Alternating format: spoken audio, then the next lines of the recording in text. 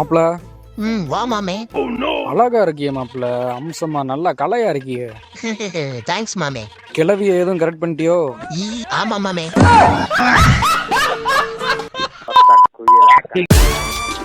Hello தம்பி, எங்க இருக்கிய? அண்ணே அம்மா கிட்டானே இருக்கேன், வாங்க வாங்க.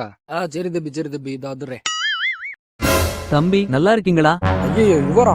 யாரு மாமே? தெரிஞ்சவர் தான் மாமே. அந்த ஆள்கிட்ட போனோம்னா எப்படியாச்சும் பேசி புலம்பி செலவுக்கு காசு வாங்கிட்டு விட்டுருவாப்ல, கொடுத்துருவாப்ல.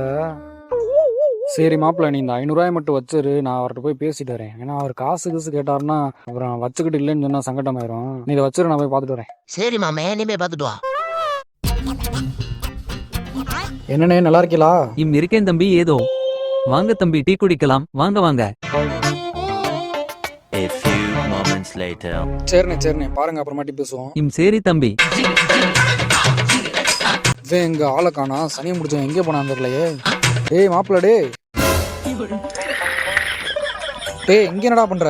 வா மாப்பிள்ள, பீர் பிடிக்கலையா லைட்டா?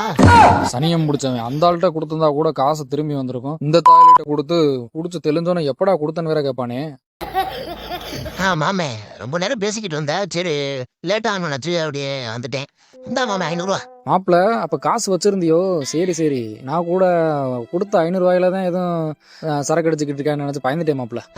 அதெல்லாம் இல்ல மாப்பிள்ள, ஆட்டோக்காரன் வந்து 1000 ரூபாய் கொடுத்துட்டு போனாப்ல, உன்கிட்ட கொடுத்துருன்னு சொல்லி அதுலதான் போட்டுக்கிட்டு இருக்கேன். தம்பி, உங்க உயிர் நண்பன்ட்ட பணம் கொடுத்துருக்கேன், வாங்கிக்கோங்க. வைடா பரதேசி நாயே. தம்பி, என்னாச்சு கோபம் இருக்கே போல? நேர்ல வரவா? லெமன் டீ போடுவோமா?